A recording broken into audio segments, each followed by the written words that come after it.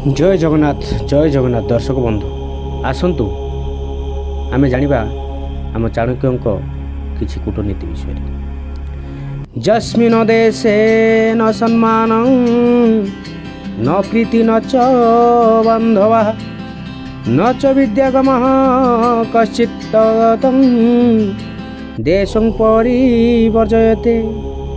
तार अर्थ है ना जो देश रे सम्मान मिले नहीं, स्नेह नाई कि बंधु नाहंती, जो देश रे किछि शिक्षा करिवार नहीं सेपरि देश को त्याग करिबा उचित। ना कौन कहले चाणक्य महाराज ना जो देश रे सम्मान नहीं, देश रे कौन सी कुठाबाड़ी थिले मध्य केते कौन थिले मध्य केते सुंदर देखा जाउथिले मध्य गाँ हो कि सहर हो, से देश रे जदि हमर सम्मान बोली किछि जदि नाही, अतिथि आतिले सत्कार नहीं, गुरुजन को सम्मान नहीं, कि बंधु बांधव नहीं, स्नेह नहीं कि संपर्क नथिबो, केही जदि सेठी शिक्षित नथिबो ताहाले सेही देश रे रहिबा आम पाई अनुचित।